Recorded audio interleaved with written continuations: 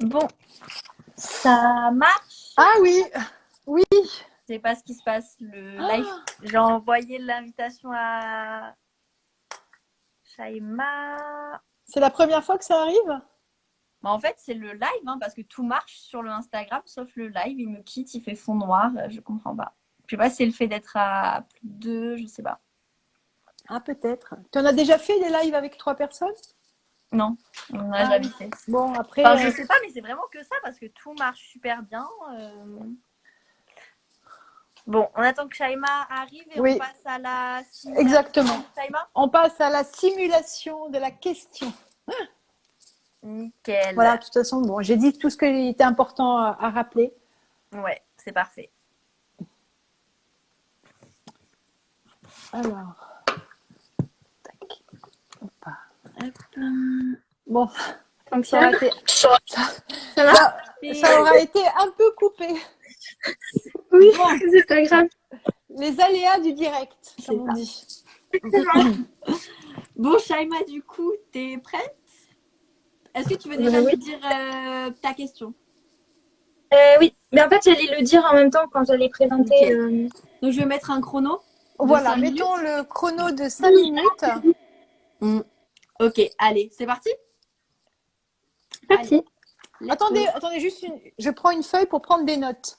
ça marche. C'est comme ça, s'il y a des questions à poser ensuite. C'est parti. Allez, vas-y, Shaima. J'ai choisi de vous poser la question, de présenter la question suivante. Quel est le bilan environnemental de Donald Trump? Car il s'agit d'un sujet qui m'intéresse tout particulièrement. En effet, je suis très intéressée par l'environnement et notamment la gestion de la crise climatique par les États. Et je me suis dit que ce serait très intéressant de se pencher sur les États-Unis, qui est la première puissance mondiale et qui est assez différente des autres pays. Nous allons le voir tout de suite. Alors, durant son mandat, Donald Trump, qui a été président de 2017 à 2021, et son administration ont affiché une politique ouvertement anti-environnementale. Il n'hésite pas à dire par ailleurs, lors de ses mandats, lors de ses meetings avec ses partisans, qu'il pense que la planète se refroidit. Celui-ci affiche donc un bilan globalement insatisfaisant. En effet, il a tout simplement réalisé l'inverse de son prédécesseur, qui était Barack Obama et qui a été président de 2009 à 2017. Ainsi, il a enchaîné les retraits ou assouplissements d'accords, l'ouverture de zones protégées à différentes formes de forage, pétrole, gaz, minerais, ou encore l'intensification de l'activité industrielle. Pour répondre donc à cette question, nous allons voir le bilan climatique, puis le bilan des hydrocarbures. Nous verrons par la suite que le pays est de plus en plus pollué et nous terminerons par voir que l'économie est mise avant l'écosystème. Alors tout d'abord, parlons du climat. Son retrait de l'accord de Paris pour le climat, qui a été signé en 2015, et qui a pour objectif de ne pas augmenter la température de la planète au-delà de 2 degrés, n'est pas sans conséquence pour les États-Unis et pour l'environnement. En effet, priorisant l'économie, le choix de se retirer de cet accord a permis au pays d'être plus flexible et donc de créer plus d'emplois, notamment des emplois à travers l'extraction du charbon ou du pétrole, mais pas que. Par ailleurs, on a vu qu'en 2018, la pollution avait augmenté de 3,2% et qu'elle avait diminué de 2,6% en 2019 selon le Média Brut. C'est un exploit que Donald Trump s'est félicité. Néanmoins, il ne faut pas oublier que les États-Unis sont tout de même le deuxième plus gros pollueur au monde. Donc, nous allons passer au bilan des hydrocarbures. Donc, l'administration Trump a ouvert presque autant de terres publiques au forage pétrogazier que l'administration Obama, c'est-à-dire en 2 fois plus de temps en 2 mandats. Pour réaliser cela, il a réduit des espaces naturels protégés. Il s'agit de la réduction la plus importante de l'histoire des États-Unis. Et des espèces animales et végétales ont bien sûr été impactées. Toutefois, à quelques semaines de sa défaite électorale en septembre dernier, le président a annoncé la prolongation d'un moratoire sur les fourrages en mer en Floride. Comme nous avons pu le voir, l'hydrocarbure est de plus en plus utilisé, ce qui montre que le pays est de plus en plus pollué. Donald Trump a donc investi plus de 300 millions de dollars pour moderniser les infrastructures d'eau potable. Seulement, certaines de ces décisions affectant la qualité de l'eau sont critiquées. notamment l'affaiblissement de la loi de la qualité de l'eau, qui facilite des projets industriels et l'autorisation de déverser des débris miniers dans les cours d'eau locaux.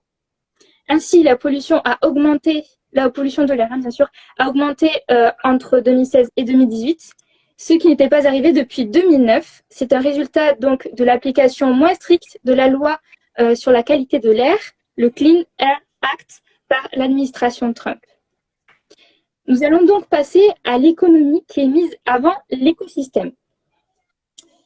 Pendant son mandat, Donald Trump a également créé de nouveaux espaces protégés, ordonné une gestion forestière plus active pour limiter les feux de forêt, notamment à l'ouest du pays, c'est-à-dire en Californie, et a fourni des fonds en faveur de refuges de biodiversité. Mais parallèlement à cela, l'administration Trump a entrepris la révision de l'Endangered Species Act, qui est la loi des espèces protégées, dont l'objectif était de mieux prendre en compte l'impact économique avant de protéger des espèces. Cependant, ces mesures n'ont pas été mises en place et ne risquent pas d'être mises en place par l'administration de Joe Biden. Ainsi, en octobre 2020, les loups-gris ont perdu son statut. Le loup-gris, a perdu son statut d'espèce protégée car l'administration Trump estimait qu'avec 6000 loups, l'objectif de conservation était atteint. Donc, pour conclure, le bilan environnemental de Donald Trump est globalement négatif, en effet priorisant l'économie et mettant en danger la biodiversité et participe à la dégradation de son pays. Son bilan montre aussi une volonté d'être plus flexible et aussi d'avoir une plus grande souveraineté dans son pays. Ok. Alors, il manquait l'ouverture, mais comme ça faisait déjà 5 minutes, je me suis dit je vais pas la dire, sinon on dépasse trop. T'es à alors, 5 minutes, 5 minutes et 6 secondes. Ah oui. Voilà. Non, alors... Pardon. Oui, alors bravo, hein, on sent que tu maîtrises ton sujet, c'est clair. Alors, tu maîtrises ton sujet, tu lisais là ou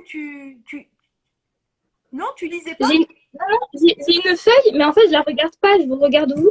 Et en fait, c'est juste parce que j'ai peur de ne plus voir, de plus savoir ce que je vais dire. Et du coup, je l'ai juste sous moi, là. D'accord. Mais je la regarde pas. Que tu parlais tellement vite que... Alors voilà, tu parlais tellement vite que j'avais l'impression que tu lisais. Parce que des fois, je voyais tes yeux. Mais c'est impressionnant si tu as... C'est parce que je l'apprends par cœur. Et tu arrives à retenir même sans le stress. Enfin, le stress ne te fait pas... Parce que des fois, on perd ses mots. Non, toi, tu as appris par cœur et tu as su retranscrire là...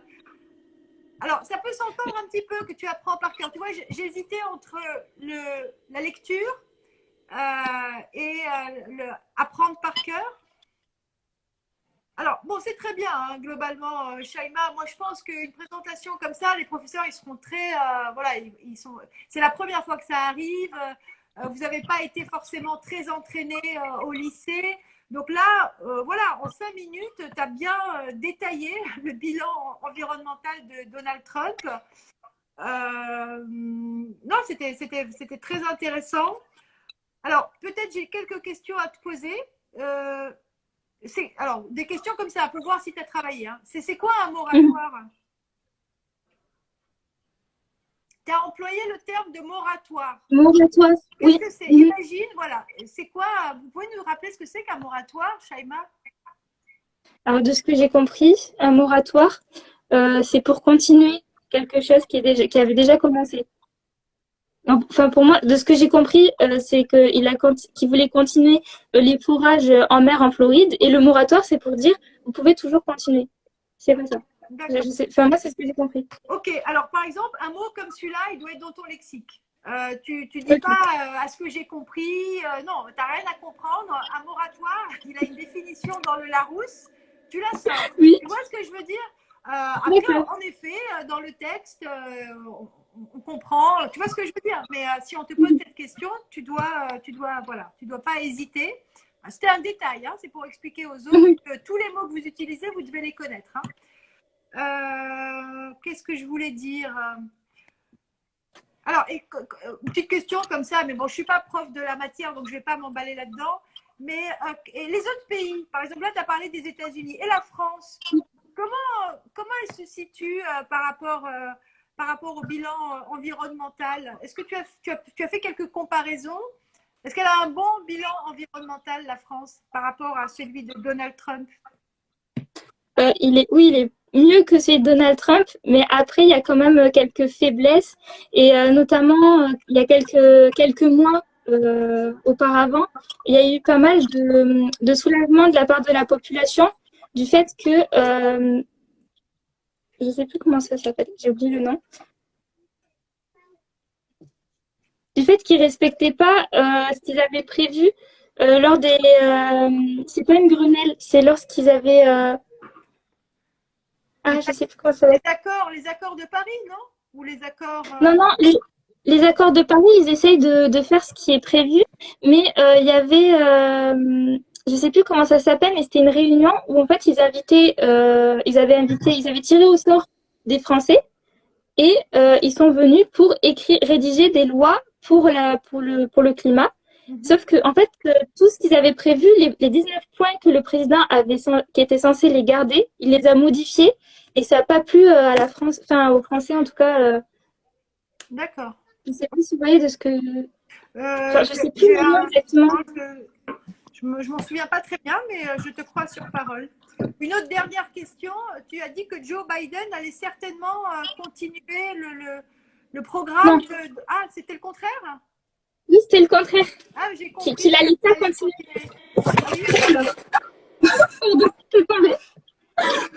Donc, j'ai mal entendu. En fait, non, il ne va pas continuer le programme. Et en plus, dans l'ouverture que je voulais faire, c'était par rapport au fait que les États-Unis vont revenir dans les accords de Paris et on allait voir finalement comment Joe Biden va faire pour limiter les dégâts que Donald Trump a déjà créés. D'accord, ok. Très bien. Alors, petite question comme ça en général. Pourquoi ce sujet de l'environnement te passionne tant?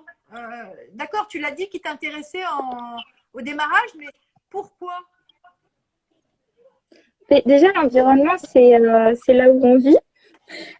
Donc, je suis déjà très, très intéressée par le monde qui m'entoure et notamment l'environnement, l'écologie, parce que notre planète, elle est quand même en train de souffrir. Et si les États font pas d'efforts, on va pas pouvoir protéger notre planète.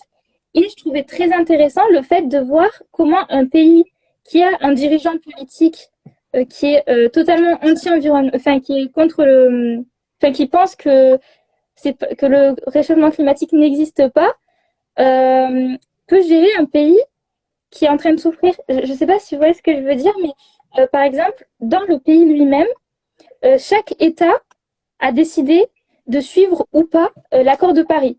Par exemple, Donald Trump n'a pas voulu la suivre, mais si on regarde la Californie, qui est un État qui est déjà très gravement touché par le réchauffement climatique, et bien, eux, ils suivent l'accord de Paris. Et il y a, je crois, il me semble, 13 États qui suivent l'accord de Paris. Ok, donc tout le pays à le suivre, finalement. Oui. Hein, c'est rassurant. Président des États-Unis, mais il a plusieurs États. Donc, sur combien d'États déjà aux États-Unis? 50. 13 sur 50. Donc, un bon quart des États ne l'a pas suivi. Alors, Shaima, juste pour finir, comment tu as fait ce travail de recherche? Où es-tu allé chercher l'information?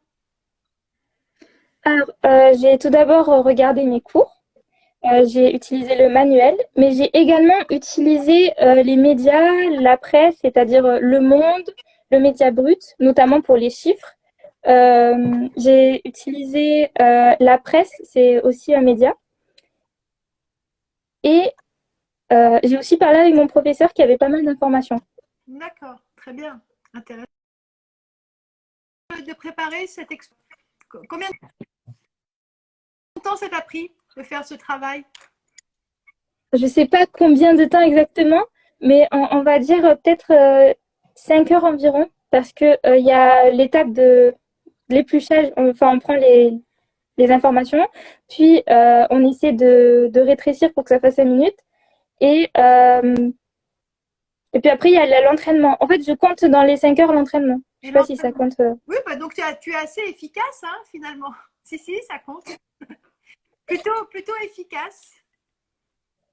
Et juste par curiosité, c'est quoi, juste par curiosité pour terminer? Le coût des études supérieures constitue-t-il... attendez. Le coût des études supérieures constitue-t-il un obstacle à la réussite